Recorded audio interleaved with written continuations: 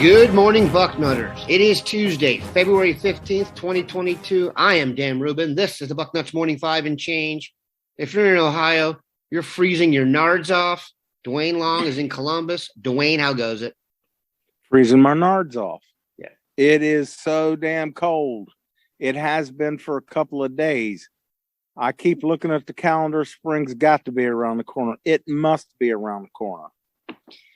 Bitter cold. The only thing we can do is fill our minds with Buckeye recruiting info, and that's what we're going to do today.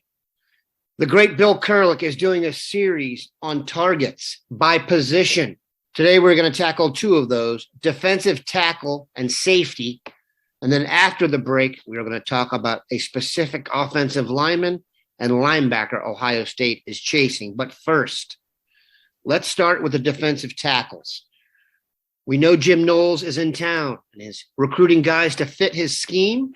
So Bill has identified three that we need to be very interested in. Duane has done video reviews on all of them. The first, John Walker from Florida, Kissimmee Osceola.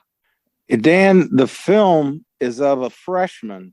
That's the only film I found of him. I didn't go on Huddle yet. I'll do that for you, Buckeye Nation. I'll do that later today. That kid he's impressive. That freshman film is highly impressive. Kid's very active, real high motor. In the film, he's supposed to be like 6'4", 260. He looks it, he runs great, finds the ball. Just off that freshman film, I could see why we offered him. Like the guys with the active hands and that just don't stop moving. Don't stop and look for the ball. Stay moving. Go look. Go, and he just keeps chasing until he finds it. So awful good. At 260 as a freshman, probably 280, 285 now. Looking forward to seeing more film of him later in his high school career. He's got a Final Five of Ohio State, Alabama, Florida State, Penn State, and Central Florida. We will keep our eyes peeled. Next, Amari Washington from Chandler, Arizona. Ohio State has done great work out in Arizona. Your thoughts on Washington, 6'4" and pushing 300 pounds? The thing that just jumps out at me is where he's ranked right now. Number 19 defensive tackle. Are you kidding me? This is the worst ranking in the history of the database. That kid he's a top 5 national defensive tackle. There's no question in my mind about that. I'll go back and look at and see just how good the class is that a kid as good as Amari Washington could be. That he is a kid I would take right now, and he's a neck and jaunt kid even in this weather. He is special. And I really hope we got a shot at him. Just special talent, guys. Special talent, Buckeye Nation. One word for that, shrinkage. All right, last one. Keith Sampson from New Bern in Bern, North Carolina, 6'3", 285. I got to say, Dan, I looked at his film and there was nothing about him that jumped out at me. I mean, I try to be, I get accused of being a homer, but I try to be straight with the evaluations, and I just didn't see why he would be a kid that we would be pushing for, I think that was sophomore tape though. So maybe they've seen something better out of him. I just didn't think a great deal of him. He's got a pretty impressive list of finalists here. Ohio State, Clemson, Georgia, South Carolina, and North Carolina State. Alabama and Florida State also in the mix, so we'll keep an eye on Sampson. Let's move to safety. This is really important because Jim Knowles essentially has 3 safeties on the field for most of the snaps. We know Tanner McAllister has been brought in as a transfer from Oklahoma State to kind of be a coach in the secondary.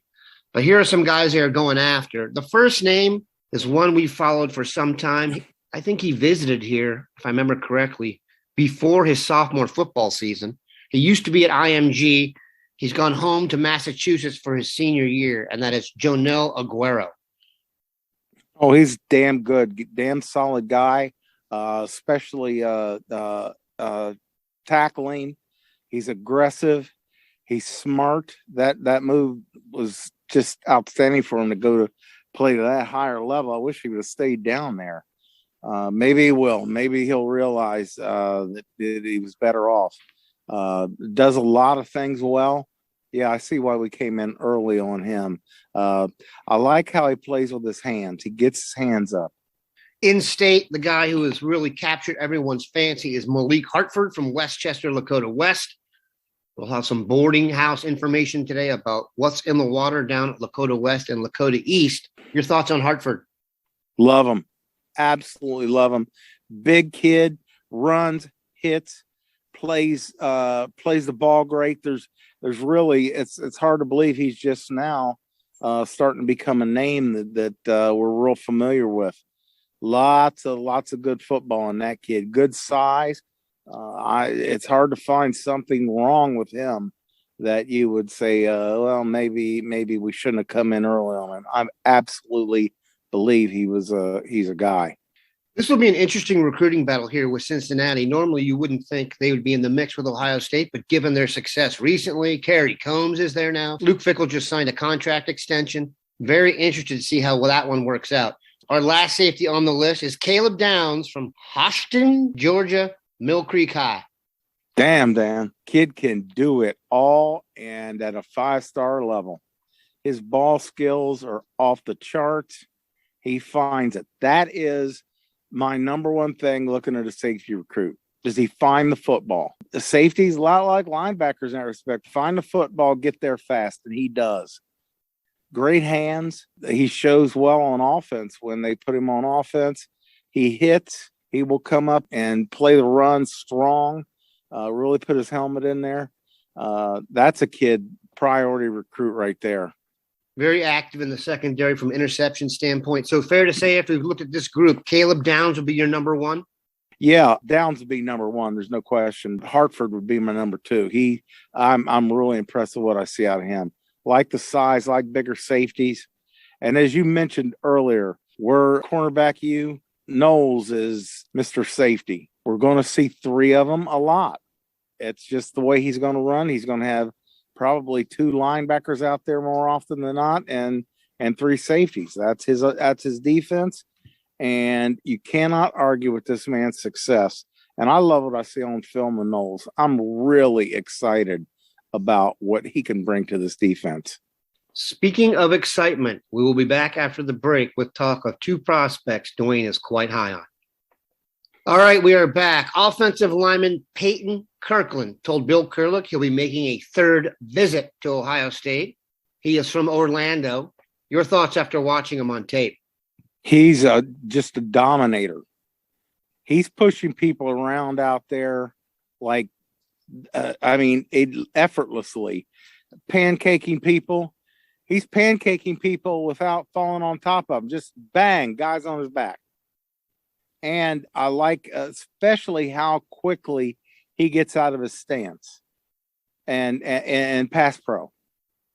He pops up, he's ready to rock and roll right after the snap. So I know he can be a right tackle, and he could be a left tackle. Very, very high on him.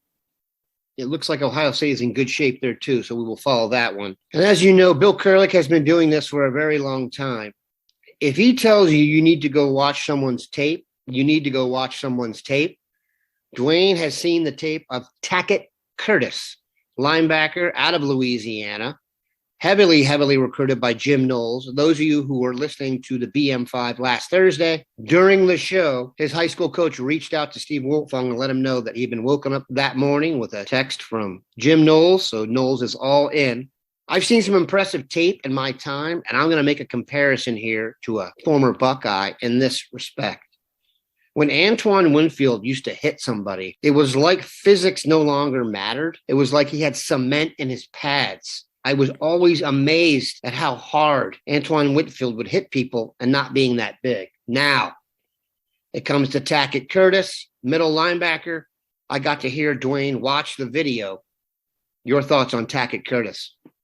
Well, you remember the noises I was making. Dan, what the hell? You brought this kid up to me before, and I was like, yeah, I'll get around. I'll take a look at him. My Lord, you don't see people this size hitting people like him. You just don't. Forget it. It's my Lord. He's 218 pounds. He comes up. Tackett Curtis comes up and hits people. He hit one guy, just lead blocker, taking on lead blocker. He hit that kid, knocked him parallel. His feet and his shoulders were at the same level. I saw him hit two other kids and knock them 5 yards. He hits, we remember fondly the era of eventually we saw the world of football evolve into 250-pound linebackers, 255-pound guys, big cats. Not anymore. The game has changed. It's a passing game. You need smaller guys. This guy hits like Big Cat. He hits like Ronnie Lott and Jack Tatum used to hit at that size. Just runs through people. You look like you think, oh, that kid's got to be hurt. And then what do? They line this kid up off the line of scrimmage, deeper than you usually do with the middle linebacker, and just tell him to run to the ball. And he's destroying people. It's not one play here and 3 or 4 plays later, he lays somebody out. It's just play after play of this kid destroying people. And he's fast. He's very fast. They can line him that far off the ball because he's going to get there. His instincts, reading of the game, and then the hitting. Wow. You want to see this kid, keep the name in mind, Tackett, Tackett, Curtis, Curtis. This is a kid, if he's in scarlet and gray, get ready for some plays. The tape is just awesome. I'll put a link to it here in the BM5 text so you can go check it out. We appreciate Duane stopping by. Keep it locked in, Bucknutters. Have a good one.